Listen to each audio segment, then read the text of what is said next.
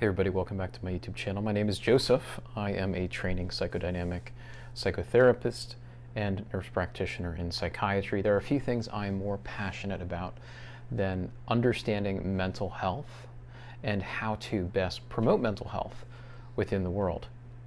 There's been so many different elements to explore within my journey to understanding this, but I've always had to look at the world through myself. And I think you probably are similar, right? You know, you carry with you your unique history. You carry with you your temperament. You carry with you your unique circumstances, right? You carry with you your culture and really the society that you are in. So there's just all of these factors that really coalesce to really, you know, give us an understanding of what we understand to be health versus unhealth in our lives. And I think it's a very difficult thing to really come to a clear understanding of what mental health is, right? But for me, this is what interests me. I'm interested in what a healthy person looks like. What does a well person look like? And this kind of is a good way of approaching, I think, healthcare rather than looking at diseases. We're looking at what's going on with people who don't get diseases or certain kinds of disease. Like, what are they doing well? What is it about their lives? What is it about how they see themselves, right? What is it about their relationships? What is it about the way they're living day to day, you know? And I think that when we start to move towards an understanding of wellness, right, rather than disease-based care, where we're kind of managing things, we're managing symptoms, we start to come back to who we are. And I find that for me, this is my approach. There's something, for example, in your case, that is so special, so uniquely you, that wants to grow, that wants to live, that wants to have hope for tomorrow. And that is very much the case despite the circumstances of life that challenge those things. And that, my friends, is a life well lived. That's human experience. That's what it means to be human, right? To have hope, really, and faith, despite these difficulties. So for me, trying to get a better understanding of hope and faith is really at the center of my approach to doing psychological and psychiatric care. So in this video, I thought it'd be interesting to kind of reflect upon my model. Currently, I've built this tripartite model, this three-pillar model, which looks at sort of as the foundation of treatment, the role of our history, that is to say, our attachment history, and the way that we have learned to attach really to others.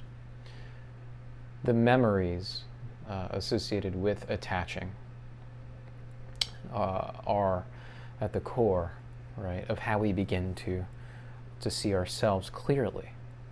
And the key, I think, in good psychotherapy is learning to see ourselves again, learning to see other people again, and then sort of opening that window for the light to come in that can kind of fill us with this joy. Because there's much joy in relating. There's much joy in facing reality with a sense of hope. So the first pillar is attachment, right? Memory, learning.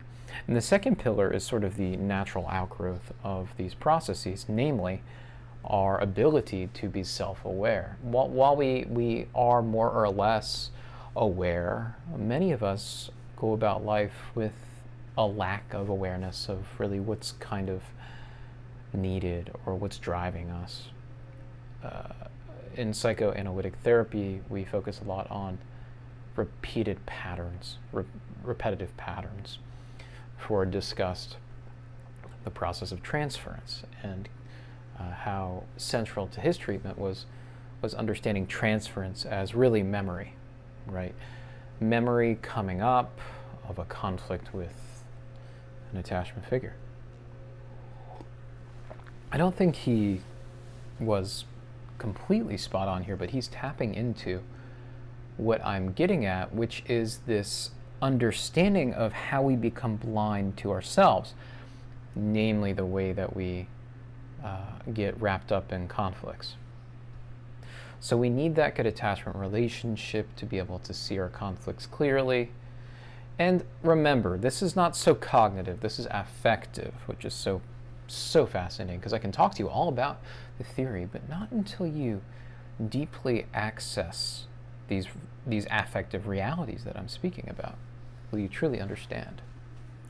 And then my third pillar is what I think of as like a feedback mechanism. That is to say, the body, focusing on the health of the body and behavior that actually creates feedback loops that actually regulate the affective experiences through lifestyle choices.